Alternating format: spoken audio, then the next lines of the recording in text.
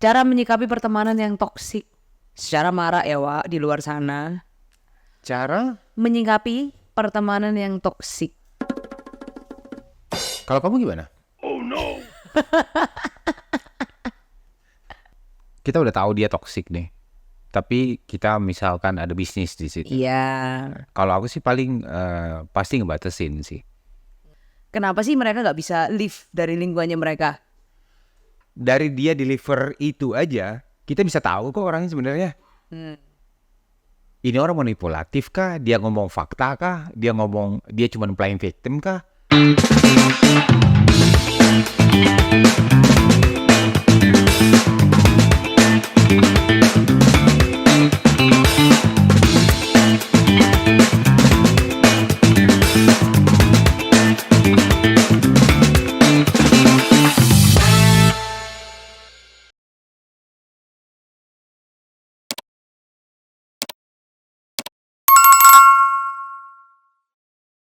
Halo guys, balik lagi 35 After hai. Channel. Ya.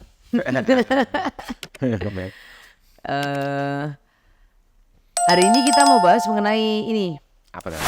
cara menyikapi pertemanan yang toksik secara marak ya Wak di luar sana. Cara? Menyikapi pertemanan yang toksik. Kalau kamu gimana? Kok gak ngomong, lah nanyain aku duluan. Kalau kamu gimana?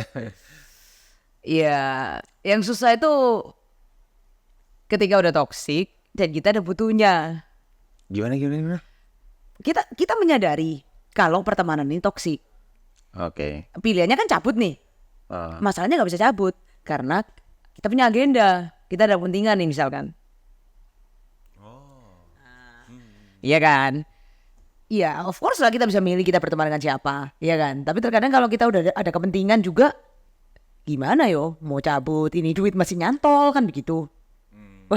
Ngerti kan maksudnya kan?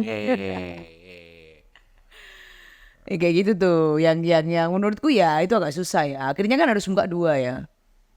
Iya. Iya kan, harus pura-pura baik. Ini mana ada sih aku yang tanya, aku yang jawab tuh gak ada loh kayak gitu. Harusnya kamu yang nanyain aku dong. Sekali-sekali dong aku nanya. Aku nanya kamu. Terus kamu gimana caranya nyikapinnya?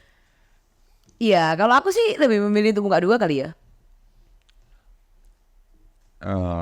Lebih memilih mengiyakan whatever they say atau tetap ngumpuli karena secara aku masih punya kepentingan di situ. Jadi mau nggak mau aku rasa iya harus seperti itu. Makanya aku tuh penasaran sama kiat-kiat apa yang bisa dilakukan yang paling nggak hati ini nggak mangkal temen-temen gitu loh ketika kita itu di pertemanan yang toksik. Oke. Itu aja. Kasih tanggapan dong. Kayak gimana lagi? Kayak gimana lagi? Kalau aku sih ya, kalau aku tuh kita udah tahu dia toksik nih. Tapi kita misalkan ada bisnis di situ. Iya. Kalau aku sih paling pasti ngebatasin sih. Ada porsinya, ada batasnya gitu. Kalau misal dia ajakin meet up misalkan. Dari awal aku udah tanya, di sana mau ngapain dan mau bahas apa. Karena apa namanya, waktuku terbatas nih gitu. Paling ngomong kayak gitu. Atau mungkin aku ada acara nih. Berarti menolak secara halus nih. Ya, makanya pasti ada batasnya, aku batasin. Contoh misalkan, kita beberapa kali dong, misal kita udah tahu nih, brengsek nih anak nih. Iya kan? Red flag kali ya. Kita udah tahu tuh, wah brengsek juga nih gitu.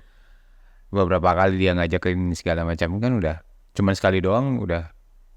Masalahnya kita ini orang-orang yang gampang kepentok gitu loh. Maksudnya kalau udah kepentok sekali tuh udah gitu. Agak susah tuh. Iya. Mau gimana lagi. Jadi kebanyakan sih aku pasang pagar kalau nggak putus hubungan. Cuman ya dulunya kamu bisa leluasa keluar masuk rumahku, tapi sekarang ya kamu tunggu depan pagar ya. Biar aku tuh yang keluar. Ibarat kata gitu loh. Jadi ya kasih batas aja.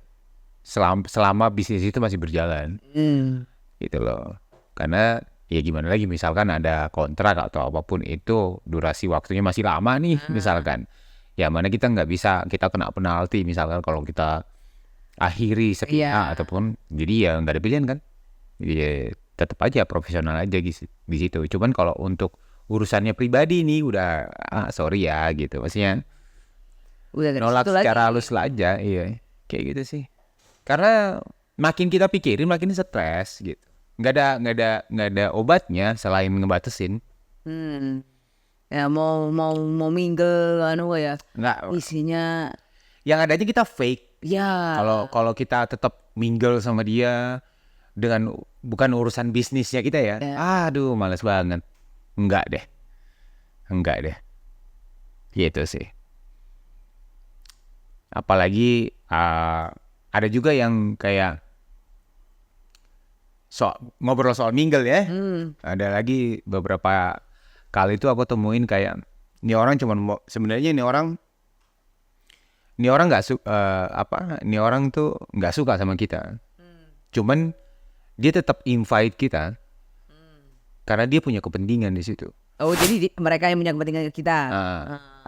Tapi sebenarnya kita udah tahu, aku sendiri tahu nih kalau dia tuh nggak suka gitu sama aku ya. Aku udah tahu. Cuman karena dia punya kepentingan, ya apapun itu kepentingannya dia yang harus melibatkan kita mungkin dalam kepentingannya itu, dia tetap nge-invite kita tuh. Kalau aku tuh nggak bisa kayak gitu. Mending gak datang. Enggak. Kalau aku ada nih misal nggak cocok sama si A nih misalnya. Tapi misal aku ada kepentingan nih. Aku milih untuk ya enggak, aku nggak masukin di list. Capek gitu. Banyak orang lain. Terus menurutmu ngomongin orang lain deh, orang lain. Orang-orang di luar sana, teman-teman kita lah. Banyak lah pasti yang sering curhat-curhat ke kita tuh mengenai lingkungannya mereka yang toksik. Menurutmu kenapa sih mereka gak bisa live dari lingkungannya mereka yang toksik? Selain punya kepentingan bisnis ya. Kenapa? Kenapa sih mereka gak bisa live dari lingkungannya mereka? Ya karena Sama-sama toksik kah? Sehingga enjoy dengan lingkungannya itu? Atau mungkin ada pemikiran lain? Karena aku tuh ngalamin gini loh Beb. Aku tuh capek banget ngadepin orang yang menurutku akhirnya toksik. Karena dia menceritakan temannya yang toksik. ya ke bawah dong yang.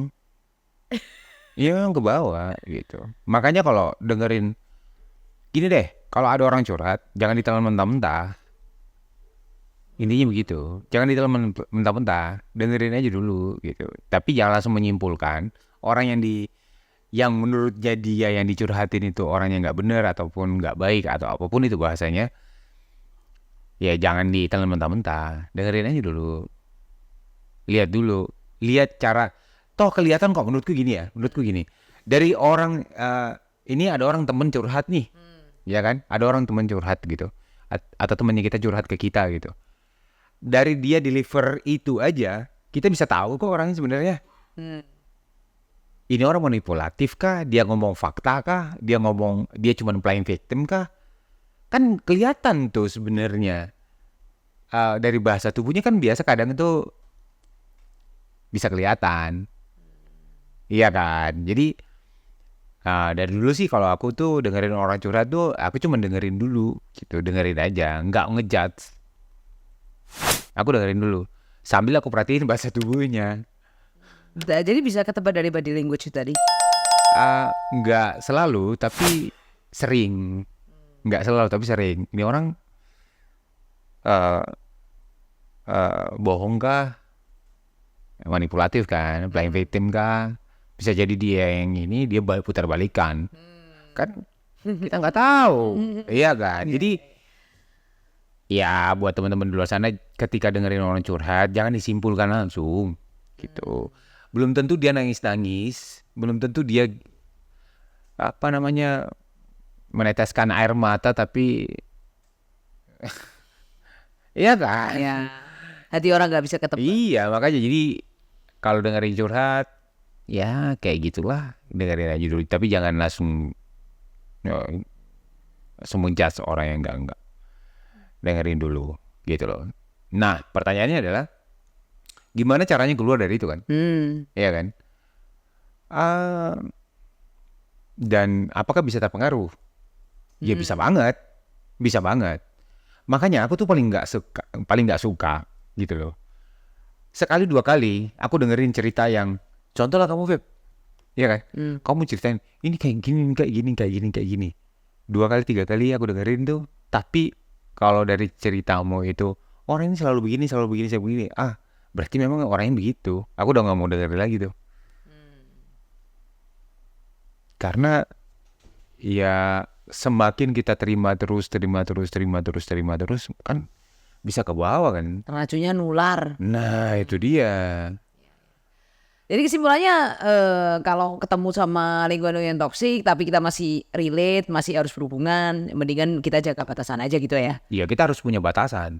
Kita harus punya batasan. Tetap kita harus baik, tapi ada batasnya gitu. Gitu aja sih kalau dari aku. Ya kan? Siapa tuh menguntungkan. Iya toh. Dia toksik tapi bisnis menguntungkan. Ya hajar aja. Ya, bisnis, pertemanan. Kita nggak berteman tapi kan kita bisa. Itu bisnis. Ya itu aja sih. Oke. Udah nih. Sudah. Oh, oke. Kalau teman-teman di luar sana mungkin punya pendapat lain soal ini. Toxic people, toxic lingkungan. Silakan komen di kolom komentar, baik itu di YouTube, Instagram, Spotify, Noise, dan TikTok tentunya.